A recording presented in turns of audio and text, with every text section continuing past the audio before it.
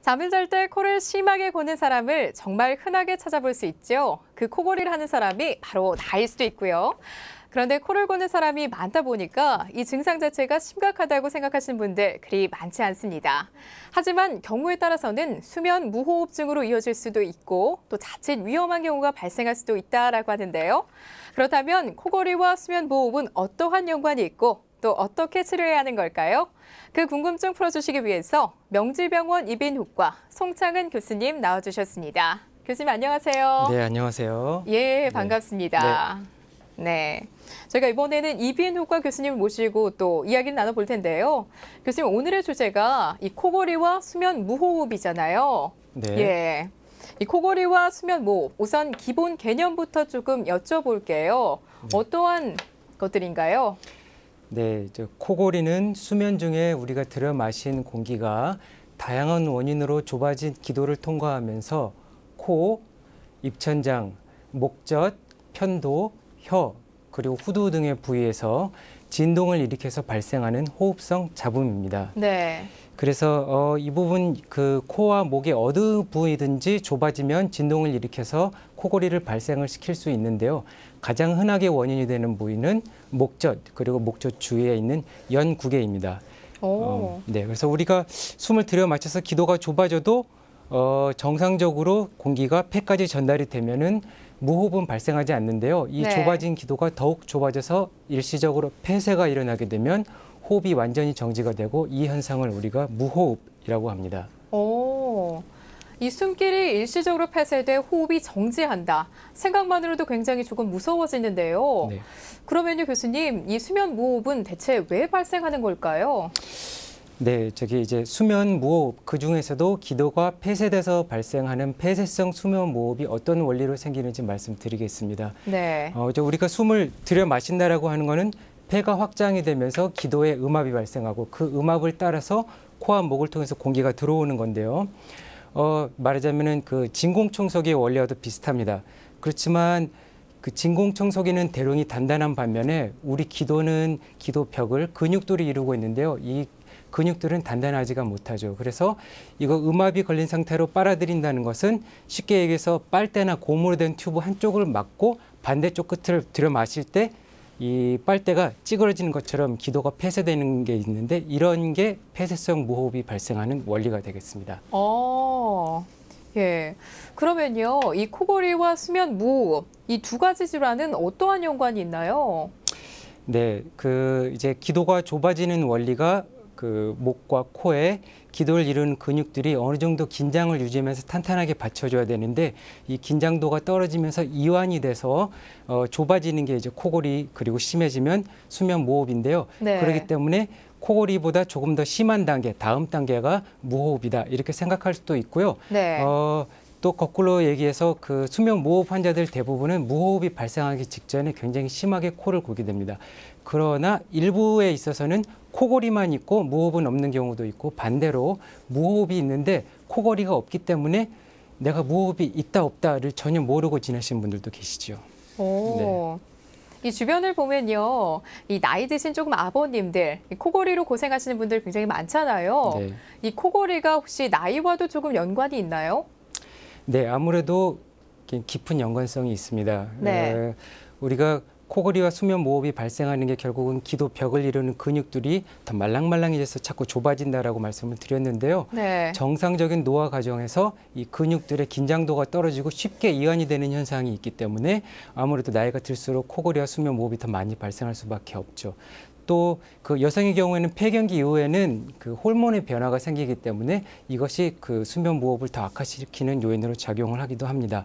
실제로 성인 남성의 약 30%, 여성의 경우 한 15%에서 코를 곤다라고 알려져 있는데요. 네. 60세 이상에서는 이 비율이 남성의 경우 약 70% 그리고 여성의 경우 약 40%까지 오릅니다.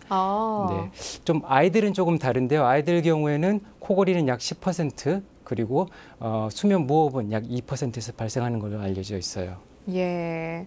그러니까 나이가 들수록 조금 더 이 코골이와 수면 무호흡이 발생하는 빈도가 높아진다라는 거죠? 예, 아무래도 그렇습니다. 예, 알겠습니다. 그런데 사실 저는 이 주변에서 수면 무호흡증에 걸린 경우를 많이 본 적은 없거든요. 주로 어떤 사람들이 이 수면 무호흡증에 걸리는 건가요? 네, 일단 그 소아와 성인을 따로 분리해서 말씀을 드려야 될 것 같은데요. 네. 어린이들의 경우 코골이 그리고 수면 무호흡이 발생하는 경우는 대부분 목 안에 편도 그리고 아데노이드라는 조직이 비대해서 이것이 숨기를 막기 때문에 코골이와 수면 무호흡이 발생을 합니다. 네, 정상적으로도 4세와 5세 사이에 편도와 아데노이드 조직이 가장 큰데요. 네. 만약에 이때 수면 무호흡이 있다거나 아니면은 코를 심하게 골아서 정상적인 수면을 많이 방해를 받는 경우에는 이비인후과 진료를 보고 필요하다면 편도와 아데노이드를 절제하는 수술을 받는 게 좋습니다. 또 이제 성인의 경우는 약간 다르죠. 성인의 경우는 코골이나 수면 무호흡에 동반될 수 있는 질환이 훨씬 더 다양하고 복잡할 수 있는데요. 네. 가장 확실하게 코골이 수면 무호흡과 관련될 수 있는 질환은 알려져 있는 게 비만 그리고 고혈압이 있습니다. 네네. 하지만 성인들은 이런 동반 질환 없이도 코와 목에 여러 가지 구조적인 이상으로 인해서 코골이 그리고 수면 무호흡이 발생할 수 있다는 것도 잘 알아야겠죠. 예. 네. 근데 이 평소에도 조금 궁금했던 게요.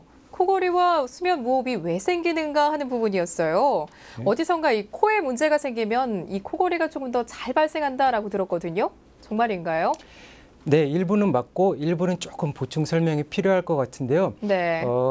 코 그리고 목 어디든지 기도에 좁아지는 부위가 있으면 이것이 코골이와 수면 무호흡의 원인이 될 수 있습니다. 예. 우리가 이제 흔하게 코에 문제가 있을 경우에 수면 무호흡이 발생한다라고 생각을 하는데요.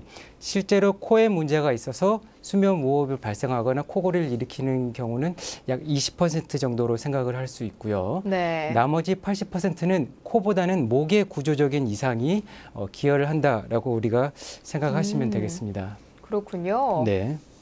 소아 환자의 경우에는 조금 전에 말씀드렸듯이 편도와 아데노이드 이것이 코랑 목에 있어서 네. 굉장히 큰 경우에 수면을 막고 이게 코골이와 수면 무호흡을 발생시킬 수 있는데요.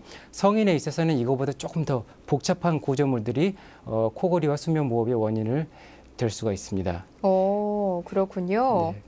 그래서 혹시 좀 사진을 보면서 제가 설명을 드렸으면 좋겠는데요. 예. 네, 감사합니다. 어떤 사진인가요? 네, 이게 이제 코골이와 수면 무호흡으로 병원을 방문한 그 전형적인 수면 무호흡 환자 구강 소견입니다. 네. 그래서 이제 이 환자의 경우 여러 가지 문제점이 발견되고 있는데요. 첫 번째로는 양쪽 편도가 좀 심하게 비대해져 있죠. 네. 그리고 가운데 목젖이 정상에 비해서 서너 배 이상 두툼하고 길게 늘어져 있어서 이 사진에서 보시면 혀 밑에 아래까지 늘어져 있는 것을 볼 수 있습니다. 네, 예. 그리고 저 목전 옆으로도 구개인두 주름이라는 것이 있는데요. 이게 마치 커튼처럼 밑으로 쳐져 있으면서 갈퀴 모양으로 숨기를 막고 있는 걸 볼 수 있죠. 또 여기 설근부의 비대라고 적혀 있는데요. 네. 설근부는 말 그대로 혀의 뿌리입니다. 혀의 뿌리가 정상에 비해서 많이 커져 있고 또 뒤쪽으로 밀려 있기 때문에 이것이 기도를 막을 수 있는 거죠. 그래서 상기도, 즉 기도가 폐쇄가 되면은 이게 수면 무호흡이 되는 것입니다.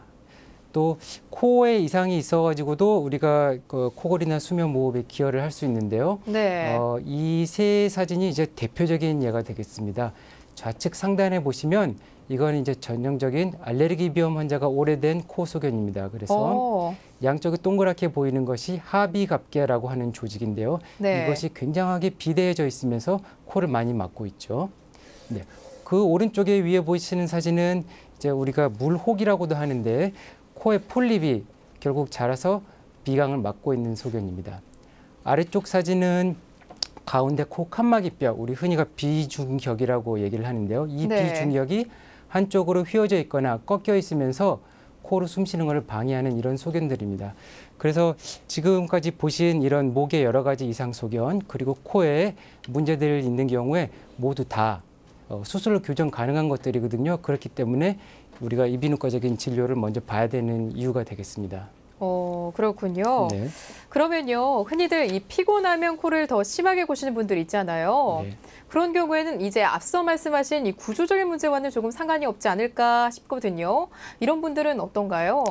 네, 이제 아무래도 구조적인 문제가 있는 경우에는 증상이 더 심해질 수 있지만 네. 이런 구조적인 이상이 없어도 우리가 피곤한 날 주무신 날은 밤에 근육이 굉장히 많이 이완이 됩니다. 그래서 근육이 이완이 되면은 팔다리 근육만 이완이 되는 게 아니고 목의 벽을 이루는 근육들도 같이 이완이 되기 때문에 네. 이완된 근육들이 기도를 눌러서 좁아지면서 코골이가 발생을 하고 또 기존에 코골이가 있으셨던 분들은 피곤한 날 주무시면서 이 기도가 아예 막혀서 무호흡으로 발전을 하기도 합니다.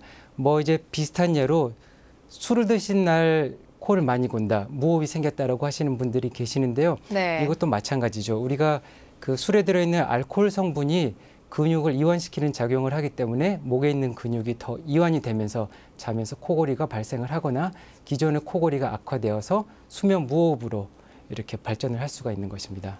예. 그럼요, 만약에요, 이 코골이와 수면 무호흡 증상을 가지고 있는데 이 증상들을 치료하지 않고 그냥 놔두면 어떻게 될까요?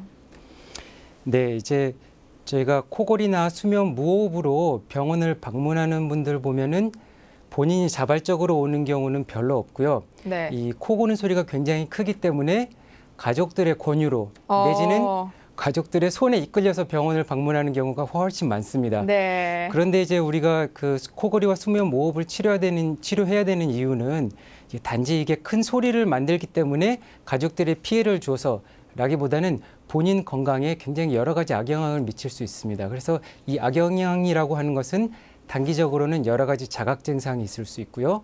그다음에 장기적으로는 여러 가지 중요한 장기의 합병증을 일으킬 수 있는데요. 이 자각 증상으로 가장 흔한 것은 주간 기면증입니다. 주간 기면증이라고 하는 것은 네. 우리가 양질의 수면이 부족하기 때문에 결국은 낮에 과도하게 졸리는 것을 우리가 주간 기면증이라고 하는데요. 그래서 이 주간 기면증으로 인해서 낮에 텔레비전을 켜기만 하면 졸린다든지 아니면은 운전할 때 자주 졸린다든지 하는 그런 증상들을 볼 수가 있습니다. 그래서 이 주간 기면증 다음으로 이제 흔한 증상은 우리가 숙면이 불충분하기 때문에 만성 피로, 그다음에 만성 두통 등이 생길 수 있고요. 이 외에도 집중력이나 기억력이 감퇴를 할 수 있고 성기능 장애, 성격 변화 이런 것들도 생길 수 있습니다. 굉장히 드물지만 우리가 잠을 자주 깨게 되기 때문에 복압이 상승을 해서 소변을 보러 화장실을 자주 가시는 증상이 생길 수 있고 네. 이것이 어린이들에 있어서는 야뇨증이라는 조금 더 심각한 형태로 나타나기도 합니다. 굉장히 위험한 질환이네요. 또 듣고 보니 반드시 치료를 해줘야 되겠다라는 생각이 드는데요. 이 어떠한 질환이든 가장 무서운 게 합병증이라고 하잖아요. 이 수면 무호흡증 또한 합병증이 생길 수 있는 질환이죠? 네, 맞습니다. 우리가 치료를 해야 되는 가장 중요한 이유가 이런 합병증이 예상이 되고 그것을 예방하기 위해서 우리가 치료를 해야 되는 건데요. 네. 수면 무호흡으로 인한 합병증, 이제 크게 세 가지 정도로 우리가 나눠서 생각을 해볼 수가 있습니다. 첫 번째는 심혈관계 합병증, 두 번째는 뇌신경계 합병증, 그리고 세 번째는 정신신경학적 합병증으로 나눠볼 수 있는데요. 네. 먼저 그 심혈관계 합병증을 보시면 우리가 이제 무호흡이 있다라는 거는 숨을 안 쉬다가 그 다음에 그거를 보상하기 위해서 또 거칠게 숨을 내쉬는데요. 네. 그래서 결국은 이렇게 숨을 쉬었다 안 쉬었다 반복하는 게 심장에도 영향을 주어서 심장이 느리게 뛰었다, 빠르게 뛰었다를 반복을 하게 됩니다. 이렇게 심장 그리고 심혈관계에 여러 가지 무리를 주기 때문에 예를 들면은 그 부정맥이 생긴다든지 없던 고혈압이 발생을 한다든지 아니면 협심증이나 심근경색과 같은 허혈성 심질환의 원인이 되기도 합니다. 또 우리가 잘 때 무호흡이 있으면 뇌로 산소 공급이 적절하게 이루어지지 않기 때문에 뇌졸중도 더 많은 빈도로 발생을 한다고 알려져 있고요. 또 정신신경학적으로는 수면 무호흡이 우울증의 원인이 되기도 하고 성격이 조금 더 거칠어진다거나 아니면 쉽게 짜증을 내는 그런 성격 변화의 원인이 되기도 하고 성기능 장애 또 심한 경우에는 그 우울감으로 인해서 자살까지 이루어지는 경우도 있다고 합니다. 상당히 심각한 질환이네요. 듣고 보니까 이 합병증은 반드시 좀 예방을 해줘야 되겠다라는 생각이 드는데요. 치료를 하려면 저희가 먼저 진단을 해야 하잖아요. 이 진단 과정이 복잡한가요? 진단 과정에 대해서 조금 설명해 주세요. 네, 가능한 한 간단하게 설명을 드릴게요. 네. 우선 우리가 코골이와 수면 무호흡증이 의심이 되면 이비인후과 전문의를 만나서 코 그리고 목에 어떤 구조적인 문제가 있는지, 그다음에 우리가 치료를 해서 수술로서 해결할 수 있는 부분이 있는지 먼저 보게 되고요. 그다음에 정밀 검사를 해볼 수 있는 게 크게 두 가지 정도가 있습니다. 네. 첫 번째는 약물 유도 수면 내시경이라는 것이고요. 두 번째는 수면 다원 검사라는 것이 있습니다. 네. 둘 다 약간 생소한 말일 수 있겠는데요. 예. 약물 유도 수면 내시경이라는 것은 말 그대로 우리가 주사로 약을 줘가지고 사람을 자게 만들어요. 수면에 이른 상태에서 코와 목의 내시경을 통해서 어느 부위가 어떤 모양으로 좁아지고 있는지 문제가 발생하고 있는지 검사를 하는 건데요. 이 수면 내시경은 주로 우리가 이제 수술을 하기로 결정을 했을 때 어느 부위에 어떻게 수술을 해주는 게 좋을지 판단하기 어려울 경우에 정보를 얻기 위해서 시행을 하게 됩니다. 네. 그리고 두 번째 이제 말씀드렸던 것이 수면 다원 검사인데요. 이 수면 다원 검사라고 하는 것은 비단 이 수면 무호흡뿐만이 아니라 모든 수면 관련 질환에 있어서 진단의 근간이 되는 굉장히 중요한 검사입니다. 그래서 우리가 검사실에서 하룻밤 주무시면서 밤에 자면서 우리 몸에 일어나는 신체 변화를 측정을 하고 분석을 하는 건데요. 자면서 우리가 뇌파, 심전도, 근전도, 호흡 기류 측정, 혈중 산소 포화도, 수면 자세 등 여러 가지를 측정을 해서 자면서 우리 몸에 다각적으로 어떤 변화가 일어나는지 우리가 수치화된 정보를 알아볼 수 있기 때문에 가장 중요한 검사라고 할 수 있겠습니다. 예. 그런데 이 검사 비용이 다소 조금 비싸다라는 얘기를 들었거든요. 네. 정말인가요? 네, 아쉽게도 아직까지는 많은 분들한테 조금 부담이 될 수 있는 고가의 검사인 거는 확실합니다. 네. 하지만 이제 우리가 수면 무호흡이 의심된다고 무턱대고 아무 치료나 할 수가 없지 않습니까? 그래서 우리가 잘 때 수면 무호흡이 어떤 양상으로 얼마나 심하게 발생을 하는지, 그리고 더더욱 중요한 것은 우리 몸의 주요 신체 장기인 뇌, 그리고 심장 이런 기관들의 그 수면 무호흡이 어떤 영향을 끼치고 있는지 이 수면 다원 검사를 하면 정확하게 알 수가 있어요. 그래서 이런 정보를 가지고 우리가 치료 방법을 선택하는 데 큰 도움이 될 수 있기 때문에 조금 부담이 되시더라도 반드시 한 가지 검사를 해봐야 된다 하면은 이 수면 다원 검사를 받아보시는 게 좋겠습니다. 예, 수면 다원 검사 꼭 기억해야겠네요. 이 검사 비용이 고가지만 치료를 위해서는 반드시 필요하다는 점 꼭 잊지 마셔야겠습니다. 이 흔히 코골이와 수면 무호흡을 치료하려면 수술을 받아야 한다라고 이야기하잖아요. 네. 그런데 정말 많은 분들께서 수술이란 단어를 들으면 굉장히 조금 두려워하시거든요. 어떠한 수술 이루어지게 되나요? 네, 이제 코골이 치료 방법 그리고 수면 무호흡을 해결하는 방법이 수술만 있는 거는 아니고 굉장히 다양한 방법이 있는데요. 네. 아무래도 우리한테 가장 잘 알려져 있는 것은 코골이, 수면 무호흡 하면 수술 이렇게 우리가 많이 생각을 하죠. 네. 수술이 굉장히 강력한 치료 도구이고 아직까지도 효과는 좋지만 이제 수술이 필요 없는 환자들까지 수술 받을 필요는 없는 거잖아요. 그래서 네. 우리가 수술이 어떤 것들이 있는지 이제 알아보면은 크게 세 가지 정도로 우리가 생각을 해볼 수 있습니다. 이제 가장 많이 시행하는 게 목젖, 입천장 부위, 즉 우리가 인두구개라고 하는 부분인데요. 예. 이 부분의 좁아진 부위를 넓혀서 숨쉬기 편하게 해주고 무호흡을 없애주는 구개수 구개 인두 성형술이라는 것이 있습니다. 이게 가장 네. 이제 대표적인 코골이 수면 무호흡 수술인데요. 네. 이제 편도를 떼내고 목젖 주위살을 부피를 줄여서 숨쉬기 용이하게 해주는 건데요. 굉장히 강력한 치료 효과가 있습니다. 다만 이 수술의 문제점은 뭐냐면 우리가 목젖 부위만 좁아지는 게 아니거든요. 그래서 다른 부위에 좁아지는 부위가 있거나 네. 아니면 목젖 이외의 다른 부위 여러 군데가 동시에 좁아지는 환자들의 경우 이 치료만으로, 이 수술만으로는 치료가 되지 않는다라는 그런 단점이 있습니다.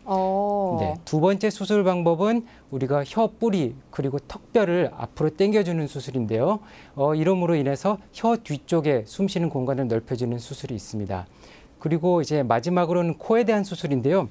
코에 대한 수술은 수면 무호흡에 대한 직접적인 치료는 아닌데 아까 전에 사진으로 보셨듯이 비중격 망곡이 있다거나 아니면 비염이 있어서 하비갑계가 굉장히 커 있거나 아니면 코에 폴립이 있어서 코를 틀어막고 있는 경우에 이런 구조적인 문제를 해결해 줌으로 인해서 잘 때 그리고 낮에도 조금 더 편하게 숨을 쉴 수가 있고 또 이 치료 목적 이외에도 양압기를 우리가 수면 무호흡을 치료하기 위해서 사용하는 경우에 양압기를 쓰는데 훨씬 용이하게 해주는 효과가 있기 때문에 네. 코에 대한 수술이 도움이 될 수가 있죠. 그렇군요. 네. 그러면 수술적인 치료 방법에 대해서 저희가 들어봤어요. 네. 수술 이외의 치료법은 없는지 좀 궁금하거든요. 수술을 하지 않고 치료할 수 있는 방법들은 없는 건가요? 네, 이제 진료실에서 이제 가장 많이 듣는 질문 중에 하나입니다. 왜냐하면 네. 이제 수술이 무섭거든요. 그리고 예. 수술을 받으면 코골이 수술 받고 나서 목이 많이 아팠다. 이제 이런 소문이 있는데 사실은 어느 정도 사실입니다. 굉장히 아프거든요. 그래서 많이 아프군요. 네, 그래서 이제 수술을 피할 수 있으면 피하는 게 좋은데요. 우리가 우선적으로 해볼 수 있는 거는 이제 몇 가지 생활 습관 개선 방법이 있습니다. 가장 대표적인 게 체중 조절이에요. 그래서 코골이를만 심하게 하시는 분들 같은 경우는 비만 있는 환자들이 많고 그렇지 않은 분들조차도 체중을 약 10에서 15% 줄이는 것만으로 코골이와 수면 무호흡을 어느 정도 개선을 시킬 수 있고요. 또 우리가 바로 누워서 자면은 코를 더 심하게 골기 때문에 옆으로 누워 자는 그런 습관을 들이는 게 도움이 되기도 합니다. 그리고 코골이나 수면 무호흡을 악화시킬 수 있는 술, 그리고 신경 안정제와 같은 것들을 복용하지 않는 것이 도움이 되죠. 네. 그래서 이런 보존적인 치료법 외에 우리가 코골이와 수면 무호흡을 치료하기 위해서 수술 외에 사용하는 것들이 한 2가지 정도가 있습니다. 첫 번째가 구강 장치가 있고요. 네. 두 번째는 이제 양압기라고 하는 것이 있습니다. 그래서 구강 장치는 이제 마우스피스처럼 잘 때 입에 물고 자는 건데요. 이거의 작용은 혀 그리고 이 턱뼈를 앞쪽으로 빼줘서 이 목 뒤에 혀로 넘어가는 부위의 공기 흐름을 더 용이하게 해주는 건데요. 네. 일부 환자에서는 굉장히 효과가 좋지만 이것을 장기적으로 사용했을 경우에는 이 마우스피스가 턱관절에 무리를 주는 경우가 많기 때문에 1차적인 치료 옵션으로는 생각 안 하는 것이 좋고요. 네. 이제 두 번째로 말씀드린 게 이제 양압기라는 것이 있습니다. 이 양압기라는 것은 잘 때 마스크를 얼굴에 쓰고 이 마스크에서 코를 통해서 공기가 나오는데요. 이 공기가 그 기도의 스텐트 역할을 해줘서 기도가 함몰, 그러니까 폐쇄되지 않도록 숨길을 계속 열어주는 역할을 하게 됩니다. 그래서 이 양압기의 경우는 수면 무호흡 치료에 있어서 가장 치료 효과가 좋다라고 알려져 있는데요. 특히 좋은 점은 뭐냐면은 이것이 여러 군데 좁아진 부위가 있는 경우에도 양압기는 한꺼번에 치료를 할 수 있다라는 장점이 있습니다. 예. 다만 문제점이라면 이제 양압기를 매일 밤 쓰고 잔다라는 게 많은 분들한테는 거부감을 줄 수 있고요. 또 불편할 수 있기 때문에 네. 여기에 적응을 못 하시거나 아니면 이거에 대해서 거부감이 있으신 분들은 수술 등의 다른 치료법을 선택을 하는 것이 좋겠습니다. 예. 지금까지 좋은 말씀 감사드리고요. 이 마지막으로 코골이와 수면 무호흡으로 고생 중이신 분들을 위해서 한 말씀 부탁드릴게요. 네, 이제 코골이와 수면 무호흡은 이게 시끄러운 소리 때문에 가족들에게 피해를 주는 것만 문제가 되는 것이 아니고 여러 가지 자각 증상 그리고 합병증이 우려되기 때문에 우리가 치료를 반드시 해야 되는 것입니다. 코골이와 수면 무호흡이 고혈압을 일으키기도 하고 또 많은 경우에 있어서 교통사고의 원인이 되기도 하거든요. 그렇기 네. 때문에 내가 밤에 코를 많이 고는데 낮에 잘 졸리시거나 아니면 만성적으로 두통이 있는 분들은 혹시 내가 무호흡 때문에 이런 거는 아닌지 병원을 방문하셔서 검사를 받아보시고 필요하다면 꼭 치료를 받아보시는 게 좋겠습니다. 예, 그렇군요. 네, 교수님 오늘 좋은 말씀 잘 들었습니다. 나와주셔서 고맙습니다. 네, 감사합니다. 예. 오늘은 많은 분들 고민하시는 코골이와 수면 무호흡에 대해 알아봤는데요. 나 자신 또는 내 가족의 질환 상태가 조금 심각하다 생각이 들면 빠른 시일 내에 병원을 찾아 치료받아야 2차, 3차 질환으로 발전하지 않는다는 것 꼭 기억하시기 바랍니다. 오늘의 시청자 퀴즈, 정답은 무엇일까요? 1번 코골이였죠? 당첨자는 지금 아래로 나가고 있습니다. 축하드립니다. 내일은 CNM의 대표 프로그램들을 소개해드리는 제작 스토리 시간 마련되어 있습니다. 생방송 CNM, 내일도 함께해 주시고요. 그럼 저는 내일 다시 알찬 소식 들고 찾아올게요. 시청해주신 여러분 고맙습니다.